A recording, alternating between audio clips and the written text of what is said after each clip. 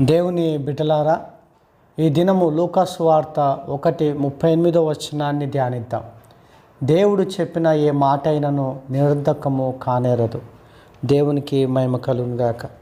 దేవుని యొక్క వాక్యంలో మనం చూస్తూ ఉన్నాం, దేవుడు చెప్పిన ఏ మాట అది ఫలించకుండా వ్యర్థము కాదు అని వాక్యము సెలవిస్తూ ఉంది. దేవుని బిడ్డలారా, దేవుని మాటలు బలమైనవి, శక్తివంతమైనవి. దేవుడు తన మాట చేత సమస్తము సృష్టించినాడని మనం మర్చిపోకూడదు.